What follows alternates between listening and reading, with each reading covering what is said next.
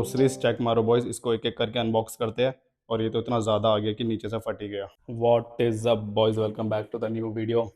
आज मैं आपको दिखाने वाला हूँ कि मैं अपनी फैट लॉस जर्नी में कौन कौन से फूड आइटम्स कंज्यूम करने वाला हूँ, उसके पीछे का रीज़न क्या है। एंड वैसे तो जो मेरा प्लान था वो एक था सुपर मार्केट में जाके वीडियो शूट करने का, वो मैं करने भी वाला था। बट मैं सोच रहा था कि इतना सारा सामान है तो वो मैं बाइक में लेके कैसे आऊँगा, वीडियो तो अच्छी बन जाएगी बट मेरे से सामान घर लाया नहीं जाएगा। तो इसलिए फिर मैंने जो क्विक कॉमर्स होते हैं वहीं से ऑर्डर कर दिया। और मैंने आधा सामान ब्लिंकिट से ऑर्डर किया है, आधा मैंने अमेजोन से ऑर्डर किया है। कुछ मैं सामान ऑफलाइन भी लेकर आया हूँ, वो भी मैं दिखा दूंगा।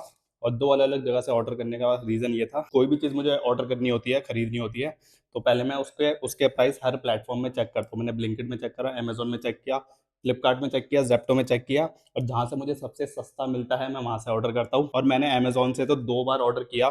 उसका रीज़न ये था कि एक सर्टेन अमाउंट में 100 रुपये कैशबैक मिल रहा था।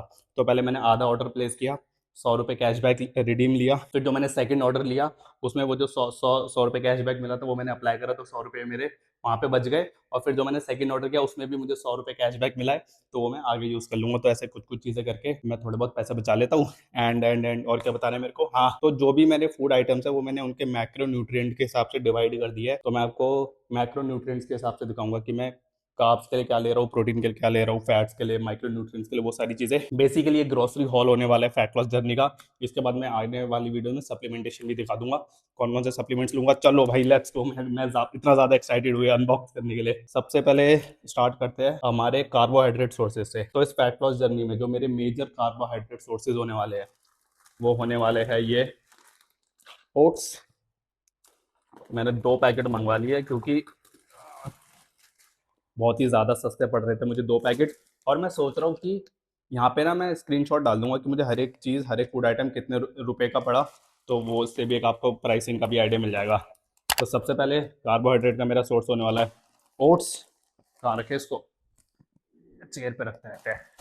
फिर दूसरा मेजर कार्बोहाइड्रेट सोर्स होने वाला है राइस। ये मैंने छोटा इसलिए मंगवाया क्योंकि मैं ये कोई सा नया राइस ट्राई करने वाला हूँ, अगर ये अच्छा निकला तो आगे भी यही मंगवा लूँगा। Again carbohydrates. फिर उसके बाद एक दूसरा कार्बोहाइड्रेट सोर्स और मेरा फेवरेट आलू। इससे ज़्यादा पेट मेरा किसी से नहीं भरता कम कैलोरीज में, तो ये बेसिकली एक वो फूड आइटम है जो कम कैलोरीज में ज़्यादा पेट भर देता है। तो आलू तो भाई बहुत ज़रूरी है। पता नहीं ऐसे लोग क्यों सोचते हैं कि आलू खाने से मोटे हो जाते हैं, भाई आलू खाने से मोटे नहीं होते, कम कैलोरीज में पेट भर जाता है इससे। और गुड कार्बोहाइड्रेट सोर्स। फिर हमारा नेक्स्ट कार्बोहाइड्रेट सोर्स है बनाना। अच्छा, इसमें कुछ ऐसे फूड आइटम भी है जो मेरे पूरे महीने भर चल जाएंगे और कुछ ऐसे भी है जो मुझे बार बार कुछ दिनों में रिफिल करने पड़ेंगे। जैसे ये हो गया मेरे 2 दिन चलेंगे ये, दिन के 2 केले खाता हूँ तो ये मैं बार बार रिफिल करता रहूँगा। और फिर इसके साथ दूसरा कार्बोहाइड्रेट सोर्स है दाल। दाल में वैसे थोड़ा बहुत प्रोटीन भी होता है बट मैं इसको मेजरली कार्बोहाइड्रेट सोर्स ही मानता हूँ। तो ये हो गए हमारे सारे कार्बोहाइड्रेट सोर्स। इसको अंदर रख के साइड करते हैं, ठीक है। बनाना, दाल, आलू, चावल और ओट्स, 1 पैकेट डाउन। अब इसमें है मेरे प्रोटीन सोर्सेस। तो जो मेरा मेजर प्रोटीन सोर्स होने वाला है इस फैट लॉस जर्नी में वो होने वाला है सोया चंक्स। हाँ भाई, मैं सोया चंक्स बहुत खाता हूँ, मैं 100 ग्राम सोया चंक्स खा लेता हूँ। कभी कभार तो मैं सीधा बॉईल करके नमक और चाट मसाला डाल के भी खा लेता हूँ। मेरे को टेस्ट से फर्क पड़ना बंद हो गया है, मेरे को सिर्फ प्रोटीन से मतलब है। और जब भी आप सोया चंक्स मंगवाओ, मैंने वो वाले नहीं मंगवाए। अबे यार, जब भी आप सोया चंक्स मंगवाओ ना, वो मिनी वाले मंगवाना। वो थोड़े छोटे होते हैं तो उनको, अरे नहीं, हाँ ये मिनी वाले ही तो है, लिखा तो है यहाँ पर मिनी सोया चंक्स। ये देखो मिनी सोया चंक्स। तो ये छोटे वाले होते हैं तो इनको च्यू करने में और चबाने में ईजी होता है। तो पहला प्रोटीन सोर्स सोया चंक्स। दूसरा मेरा मेजर प्रोटीन सोर्स होने वाला है टोफू। और टोफू मैंने कितने मंगवा लिए, भर के मंगवाया है। मेरे ख्याल से मैंने 7 टोफू मंगवाया है क्योंकि मैं दिन का 1 पैकेट खाता हूँ 200 ग्राम। तो ये 1, 2, 3, 4, 5, 6, 7 ये भी है मेरा प्रोटीन सोर्स टोफू। इसके अलावा ये मैं कभी कभार खाता हूँ, ज़्यादा नहीं खाता। ये है लो फैट पनीर। कभी कभार मेरा टोफू से मन बढ़ जाता है तो मैं स्विच करने के लिए पनीर मंगवा लेता हूँ। ये हो गया प्रोटीन। और एक दूसरा प्रोटीन सोर्स है मेरा फेवरेट दही। भाई मुझे याद नहीं मैंने लास्ट दिन में ऐसा कब हुआ होगा जिस दिन मैंने क्या कहते हैं दही नहीं खाया होगा। भाई दही और इसमें प्रोटीन पाउडर मिला दो, नेक्स्ट लेवल, ठीक है। तो ये हो गए अपने सारे प्रोटीन सोर्सेज, दही, लो फैट पनीर, इतने सारे टोफू और सोया चंक्स। सोया चंक्स ये मेरे शायद ये 200-400 ग्राम है ना, मैं दिन के खाता हूँ 70 से 80 ग्राम, तो ये मेरे ख्याल से 4-5 दिन चलेंगे, उसके बाद मुझे वापस से रिफिल करना पड़ेगा। 7 पैकेट टोफू है तो वो मेरे 7 दिन चल जाएंगे, वो हफ्ते हफ्ते बाद रिफिल करना पड़ेगा। पनीर का मेरे को नहीं पता, वो मूड के ऊपर है, अगर कभी मैंने खाना हुआ तो खा लिया, नहीं तो नहीं। तो ये हो गया मेरा protein sources. Let's go boys. अब बात करते हैं, ये मैंने ऑफलाइन लिया था। ये बेसिकली ओमेगाज और हेल्दी फैट्स है। 6 तरीके के सीड्स है, इसके ऊपर मैंने एक रील और यूट्यूब शॉर्ट्स भी बनाया था कुछ दिन पहले, तो वो चेकआउट कर लेना। तो ये मैं खाता हूँ माइक्रो न्यूट्रिएंट्स के लिए, ओमेगा 3 के लिए, और हेल्दी फैट्स के लिए, और फाइबर के लिए। फाइबर वैसे जो मैंने बाकी सारी चीज़ें दिखाई उनमें भी कुछ कुछ फाइबर हो जाएगा। तो सबसे पहले है chia seeds, sunflower seeds, watermelon seeds, BECIL seeds, pumpkin seeds, और ये है फ्लैक्स सीड्स। तो ये 6 तरीके के सीड्स है। ये मैं अपने ओट मील में डाल के खाता हूँ, 5 ग्राम ईच, तो ये टोटल 30 ग्राम सीड्स हो जाते हैं, जिससे मुझे इनफ फाइबर, माइक्रो न्यूट्रिएंट्स और ओमेगास मिल जाते हैं। अब इसके बाद ये है कुछ मिसलेनियस चीज़ें। सबसे पहले दिखा देता हूँ, सोचा तो लास्ट में दिखाऊंगा। ये है कुछ 0 कैलोरी ड्रिंक, और ये ऑनलाइन ऑनलाइन नहीं मंगवाता, मैं ऑफलाइन लेके आता हूँ, बट ऑनलाइन सस्ती मिल रही थी। तो 2 मैंने पेप्सी मंगवाई है, और 3 मैंने 7 अप मंगवाई है। ये 20 रुपए की एक पड़ती है, बट ऑनलाइन मुझे शायद 17 रुपए की एक पड़ रही थी, तो इसलिए मंगवा लिया। ये मिसलेनियस है। इसके बाद है मेरे पास कुछ फ्रूट्स एंड वेजिटेबल्स जो मेरे डाइट में स्टेपल रहते हैं। एक बनाना तो स्टेपल रहता ही है, उसके अलावा पपीता स्टेपल रहता है फॉर डाइजेशन। इसके बाद सैलेड में मैं ज़्यादा फैंसी सैलेड नहीं खाता, खीरे खाता हूँ और गाजर खाता हूँ। ये भी मेरा मतलब मैं एक खीरा और एक गाजर एक बार में खा लेता हूँ, तो ये मेरा हफ्ते भर का स्टॉक है, और ये भी मेरे ख्याल से 3-4 दिन चलेगा, तो ये भी मुझे वापस से रिफिल करना पड़ेगा। इसके अलावा हाँ भाई, इससे इम्पोर्टेंट चीज़ तो कुछ हो ही नहीं सकती भाई मेरे लिए, ये है कॉफ़ी। और भाई कॉफ़ी के बिना मैं तो जी ही नहीं सकता। दिन की मैं 2 कॉफ़ी पीता हूँ, एक 10 बजे पीता हूँ और एक 12 बजे पीता हूँ। 12 बजे के बाद मैं कॉफ़ी नहीं पीता, लेकिन कॉफ़ी के बिना मेरा दिन शुरू नहीं होता। और ये मैंने नई चीज़ ऐड करी है, ये है 90% डार्क चॉकलेट। तो मैं इसको 10 ग्राम खाऊंगा। ये कितने ग्राम का है? 150 ग्राम का है, तो ये मतलब मेरा 15 दिन चल जाएगा। 15 दिन बाद मैं देखूंगा इसको रिफिल करना है या नहीं करना है, क्योंकि थोड़ी सी तो महंगी आती है ये, तो देखूंगा। ये हो गया, and that's it I think. सब कुछ ये दिखा दिया मैंने। क्या क्या दिखा दिया मैंने आपको? अपने कार्बोहाइड्रेट सोर्सेज दिखा दिए। Let's go. ठीक है।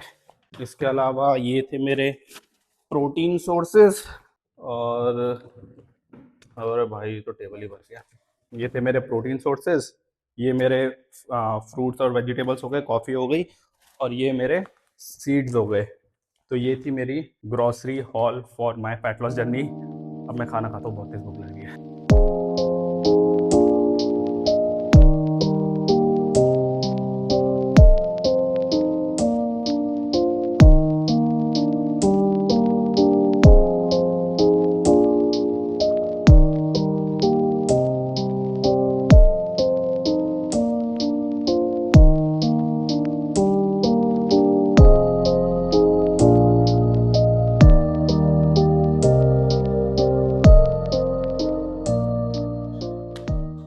Welcome boys to boulder shoulders day.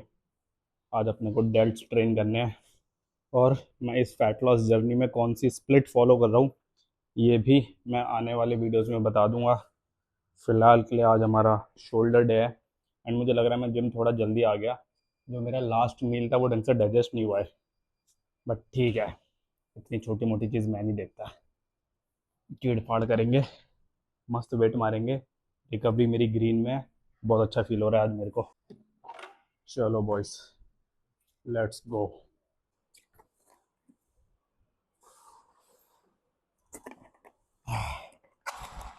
All right boys, पहली एक्सरसाइज सीटेड डंबल है।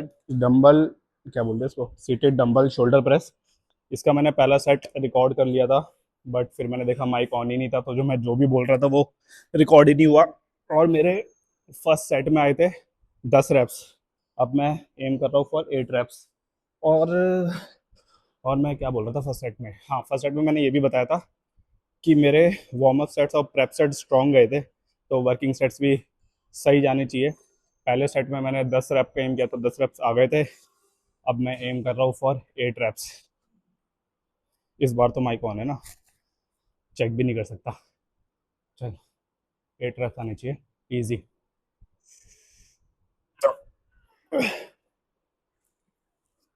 1 2 3 4 5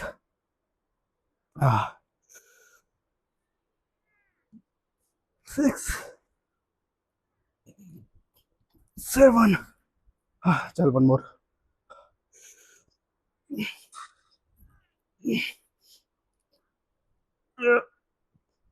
8। Let's go boys, 8 reps. And आज की second exercise, cable lateral raises.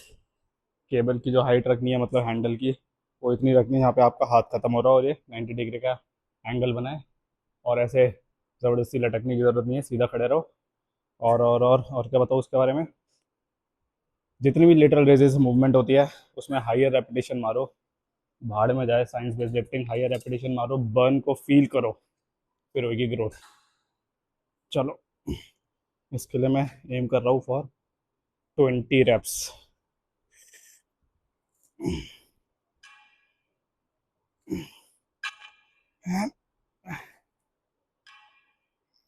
2 3 4 5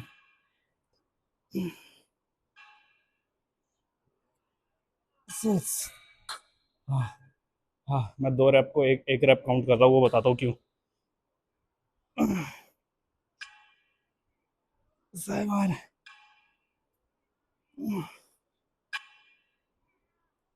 8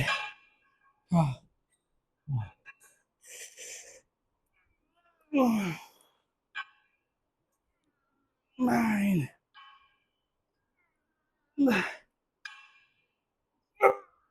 10।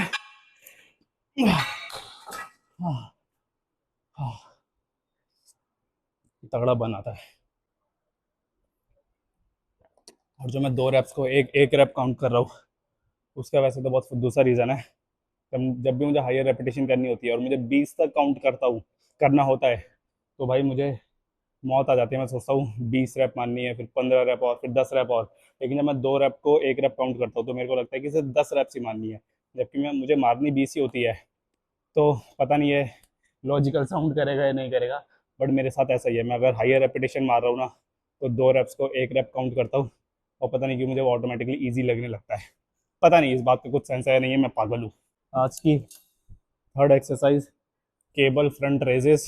हाँ, मैं फ्रंट डेल्ट्स को अलग से आइसोलेट करता हूँ क्योंकि वो वीक है। प्रेसेस के भरोसे मत रहो, अगर आपके भी डेल्ट्स वीक है और वो सब तो छोड़ ही दो। चेस्ट प्रेस में फ्रंट डेल्ट एंगेज हो जाते हैं, प्रेस में भाई नहीं होते। अगर होते ना तो मेरे डेल्ट्स अच्छे बने होते हैं, अच्छे डेल्ट्स नहीं है मेरे, इसलिए मैं अलग से फ्रंट डेल्ट ट्रेन कर रहा हूँ। और केबल में करने का रीज़न ये है कि इसमें मुझे ऐसे पूरा स्ट्रेच मिलता है जो मुझे डम्बल्स में नहीं मिलता। ठीक है, अगेन सेम लॉजिक, 2 रेप्स को एक रेप काउंट करने का। 1 2 3 4 5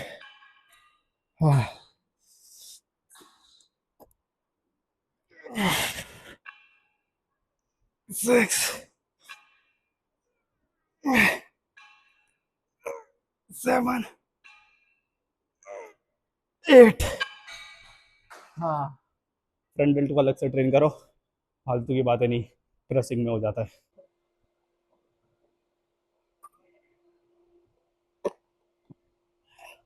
और अगर आप मेरे से ये पूछोगे ना, मैं ओल्ड स्कूल बॉडी बिल्डिंग में बिलीव करता हूँ या फिर आजकल की साइंस बेस्ड लिफ्टिंग में, तो मेरा उसका ऑनेस्ट आंसर होगा actually a mix of both.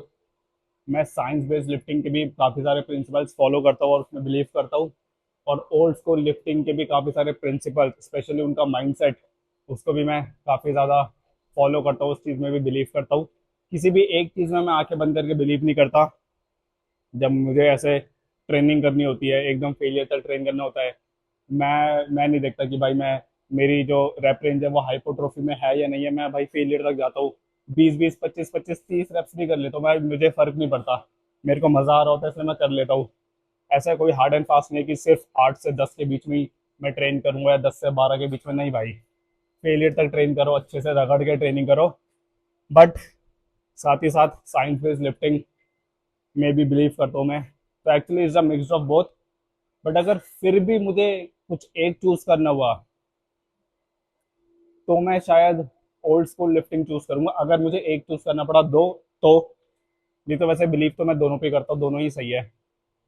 जैसे फ्रंट डेल्ट वाली चीज हो गई, साइंस बेस्ड लिफ्टर्स बोलते हैं भाई नहीं करनी चाहिए, चेस्ट की मूवमेंट में प्रेसेस में हो जाते हैं। भाई नहीं होते यार, शट अप, मेरे नहीं होते। अगर होते तो मेरे बड़े डेल्ट्स होते, नहीं है, जेनेटिकली गिफ्टेड नहीं है, इसलिए मैं अलग से ट्रेन कर रहा हूँ।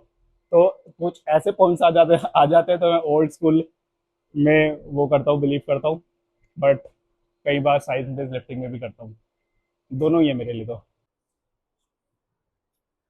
ऑल राइट बॉयज, आज की थर्ड, नहीं, फोर्थ, हाँ fourth exercise, seated dumbbell lateral raises. मैं लेटरल रेजेस की दो वेरिएशन करता हूँ, एक केबल में अच्छे स्ट्रेच के लिए और एक डंबल से अच्छे कॉन्ट्रैक्शन के लिए। और अगेन इसमें भी मैं हायर रेपिटेशन मारूंगा, 20 रेप्स। इसकी फॉर्म मैंने बताई थी। लेट्स को स्प्रेड करो, लेट्स टाइट टाइट करो, जैसे लेट्स स्प्रेड मारते हैं, और फिर यहाँ से पुल करो।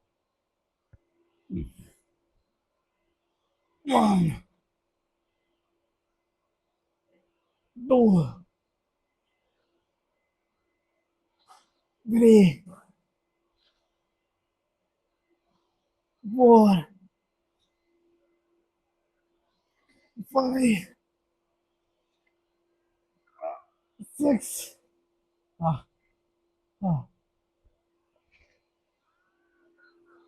7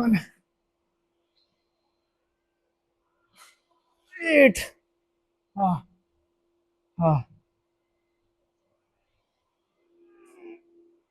9 10 उफ, 20 रेप्स। अगेन वही लॉजिक, 2 रेप्स को एक रेप काउंट करने का। Let's go boys. आज की last exercise boys, single hand rear cable fly, शायद क्या बोलते हैं इसको, पता नहीं क्या क्या बोलते हैं। इसमें भी सेम लॉजिक, ज़्यादा रेपिटेशन क्योंकि ज़्यादा बर्न फील होता है। I don't care about science based lifting. नहीं यार, ऐसे नहीं बोलना चाहिए, लोग ऑफेंड हो जाएंगे। But I really don't care. Anyways, तो इसमें भी हायर रेपिटेशन और सेम लॉजिक, 2 रेप्स को एक रेप काउंट करने का। पता नहीं क्या लॉजिक है ये। इसकी फॉर्म देखना, मैं हाथ ऊपर से नीचे की तरफ ला रहा हूँ। 2 3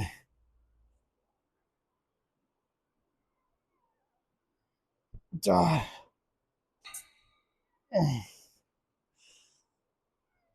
5 6 7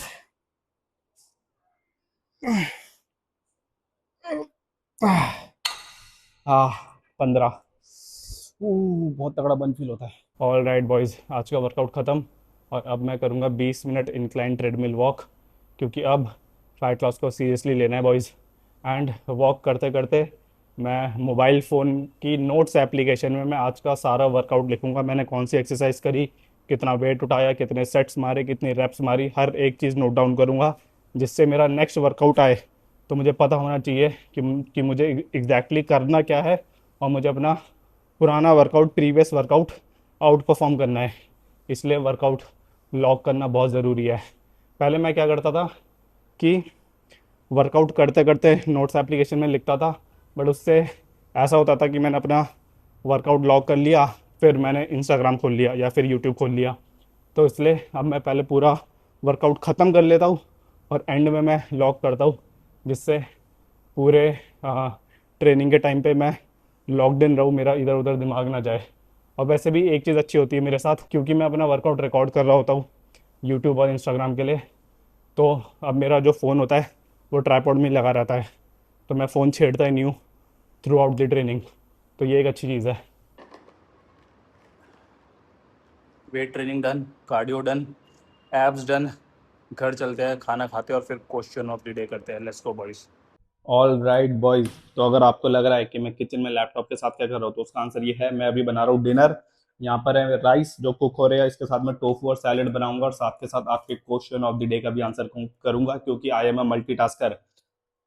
सो आज का क्वेश्चन है फ्रॉम कोशालिम 3857। Please reply. I am just really confuse about whether I should start taking creatine or not.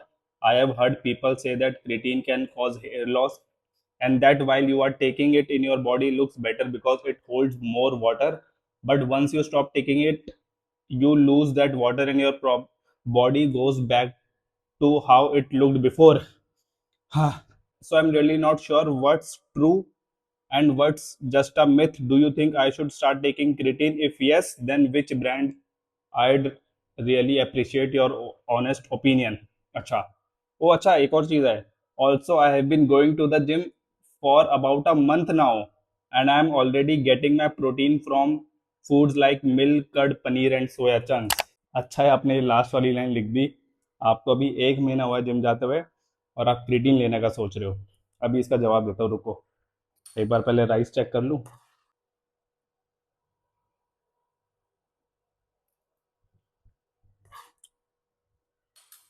थोड़े से कच्चे हैं, पहले रखते हैं लैपटॉप को साइड में। हाँ तो भाई, जो आपका क्वेश्चन था क्रिएटिन को लेके कि क्या आप क्रिएटिन ले सकते हो, उससे मसल मसल होल्ड होता है, मसल में वाटर होल्ड होता है, और साथ के साथ हेयर फॉल। तो भाई, सबसे पहले क्रिएटिन लेने से हेयर फॉल नहीं होता।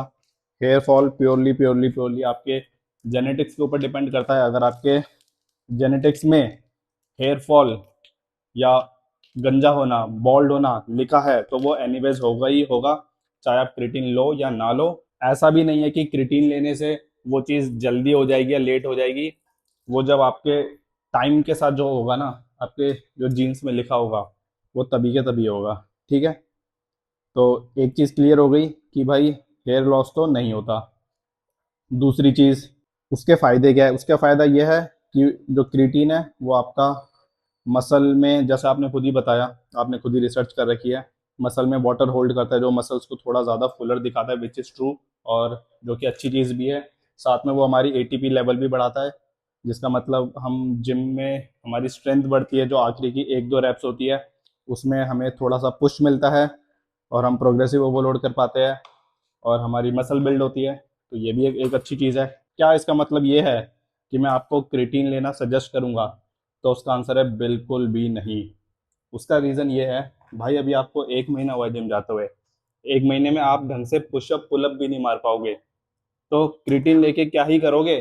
अब ऐसा नहीं है कि क्रिएटिन लेने का कुछ नुकसान है, लेकिन 1 महीने अभी आप ढंग से ट्रेनिंग ही नहीं कर रहे हो, आपको सिर्फ एक ही महीना हुआ जिम जाते हुए, तो क्रिएटिन का कुछ फायदा ही नहीं होगा। समझ रहे हो आप? मतलब आपको अभी फेलियर तक ट्रेन करने ही नहीं आता, तो जो क्रिएटिन आपको लास्ट की कुछ रेप्स में हेल्प करता है, उसका फायदा ही नहीं उठा पाओगे, क्योंकि अभी आपके बेसिक्स ही क्लियर नहीं है। तो इन शॉर्ट, मेरा आंसर ये है कि यस, आप डेफिनेटली क्रिएटिन ले सकते हो, उसका कुछ नुकसान नहीं है, लेकिन आपके केस में मेरे भाई उसका कुछ फ़ायदा भी नहीं है, क्योंकि और अभी आपको एक ही महीना हुआ है, क्योंकि और अगर आपको एक ही महीना हुआ है, तो मैं सजेस्ट कर रहा हूँ कि भाई, गेस कर रहा हूँ कि आप अभी टीनेजर होगे, तो भाई टीनेजर होकर इन सारी चीज़ों में मत पड़ो कि क्रिएटिन लेना चाहिए या नहीं लेना चाहिए। अगर आपने जस्ट स्टार्ट किया है ट्रेनिंग करना, तो आपका इस चीज़ पे फोकस होना चाहिए कि आपको अपनी ट्रेनिंग कैसे करनी है, न्यूट्रिशन कैसे करना है, एक्सरसाइज कैसे करते हैं, ये सारी चीज़ें आपको सीखने पे फोकस करना चाहिए। अभी आप क्रिएटिन के चक्कर में मत पड़ो। I hope that make sense. और इसके साथ क्वेश्चन ऑफ द डे भी ख़त्म होता है, और मेरे ख्याल से राइस भी कुक हो गया है। इसके बाद मैं टोफू बनाऊंगा। राइस, टोफू और दही और सैलेड आज का मेरा डिनर होगा, एंड दैट्स इट। अगर और कोई क्वेश्चन है diet, training, fitness, nutrition, body building से रिलेटेड, तो कमेंट कर देना, मैं आने वाली वीडियोस में आंसर कर दूंगा। एंड तब तक के लिए I will see you in the next one. Bye.